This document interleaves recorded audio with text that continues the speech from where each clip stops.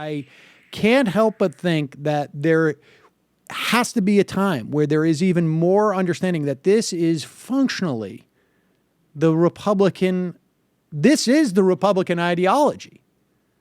And the idea of a white guy getting up there. I mean, what did he just said yesterday? I'm sick of this political correctness crap. That's why the guy is winning.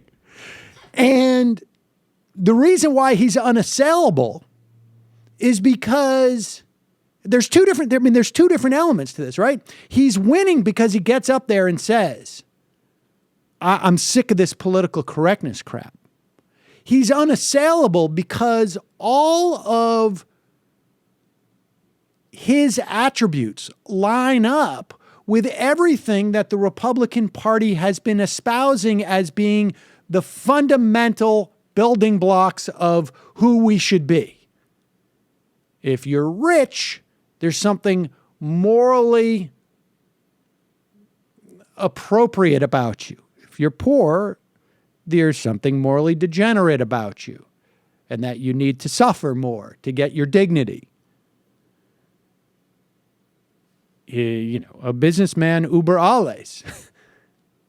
So it's fascinating to watch. I mean, there was a piece out today from Politico, something to the effect of, I don't have it right here in front of me, but Donald Trump stalling.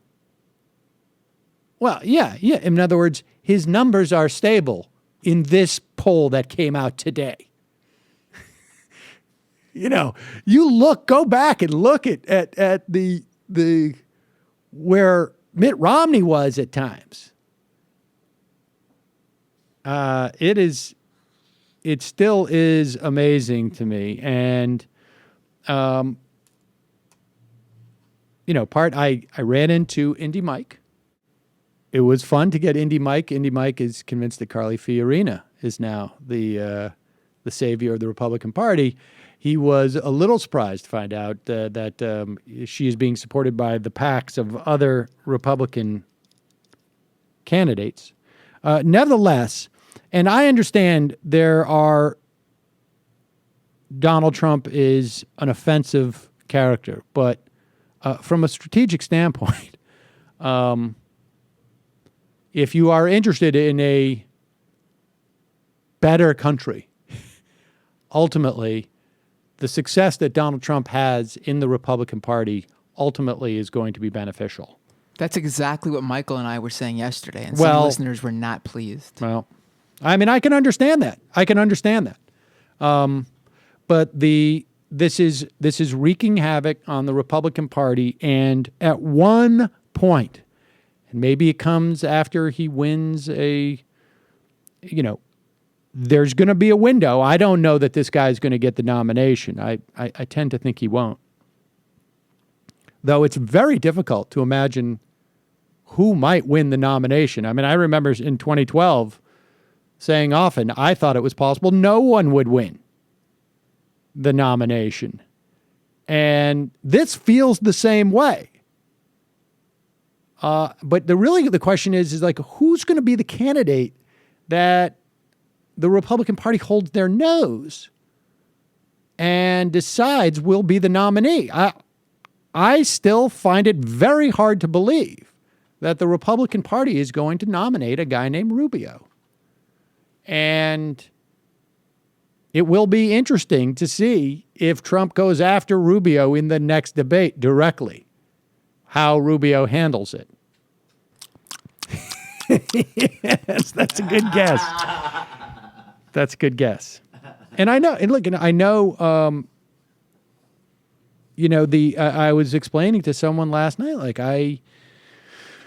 I'm spending a lot more time on the polls and this dynamic, and part of it is because I find it so entertaining, but part of it is I actually genuinely believe that there's going to be long-term implications from this race in a way that there wasn't from the Mitt Romney election.